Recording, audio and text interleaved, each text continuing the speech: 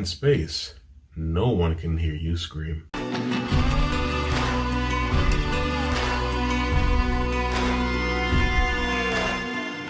Alien. This is day 1 of my 31 days of horror movies, and I will be making a playlist to put all of these reviews into, and I will be linking it at the end of the video, as well as Jedi's channel, so you can go check out his thoughts on the movie. Anyway, let's go ahead and get started. So Alien is pretty much one of my favorite horror suspense movies of all time. It's a marvel in cinema, honestly, because of the use of practical effects and the scarce special effects that are available in the movie, especially because this was like 2 years after Star Wars came out. It was actually mind-blowing what they were able to do in this movie.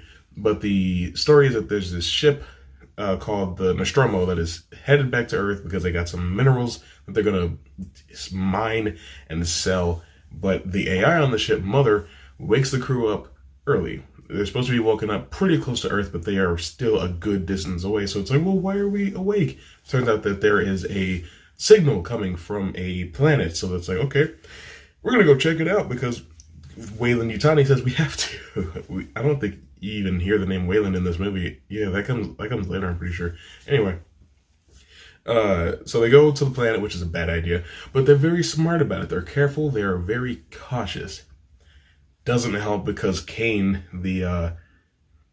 I think he's like a wildlife expert or something like that, actually. I'm not 100% sure. I just watched this movie again, but yeah, he gets plopped with a facehugger, and then shit pretty much hits the fan. If you know your Alien lore, which is pretty hard to know by this point because of how screwed up it is, then you know the facehuggers, you drop eggs in your chest or in your body, become a chest burster. But the thing about the chest burster scene is it's like one of the most iconic horror scenes of all time. And like the reactions from the cast are genuine because they had no clue that was going to happen the way that it happened. So that's actually pretty cool. Ridley Scott, he put a lot of care into this movie. Yeah, basically, there's this creature just running amok the ship, killing folks, and it's like, well, we gotta figure out what to do. Turns out Ash, the scientific chief on the ship, science officer?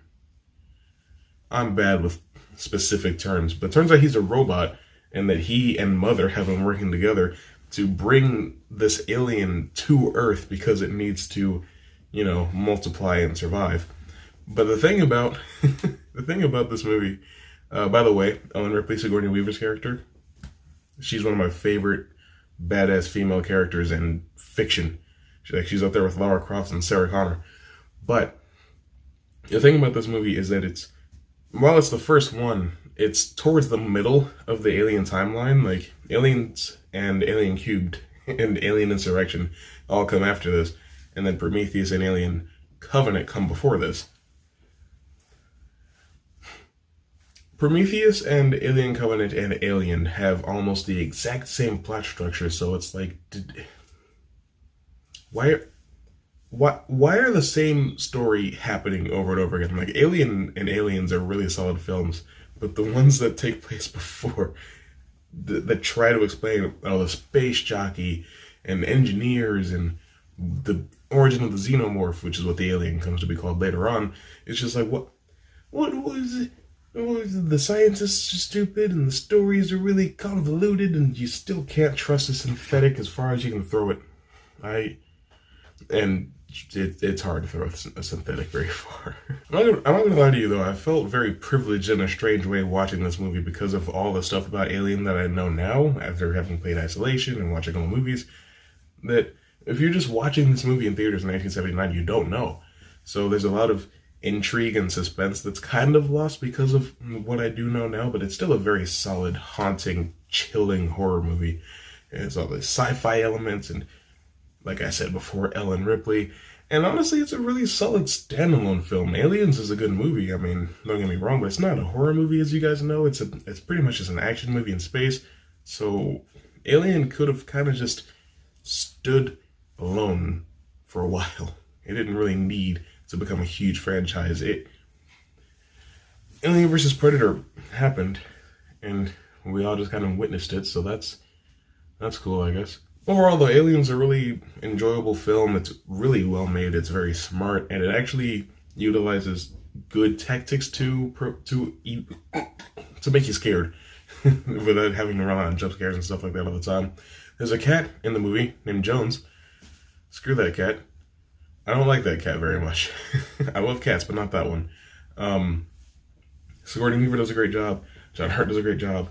I can't remember anybody else in the cast, unfortunately. All the characters are cool in their own way, except for Ash. Screw Ash. Screw robots. Screw synthetics. I never liked synthetics. Even Michael Fassbender. They're just bad news. Well, with all those things being considered, I think it's safe to say that Alien 1979 is spectabulous. And the original Alien, have you seen it? I really hope you have. And if you have seen it, what do you think about it? What's your favorite part? Whatever it is, whatever you think, comment below and educate me. And as always, if you want more videos from me, go ahead and click just about anywhere on the screen, and it will take you to a magical land called another video. And I'll see you very soon.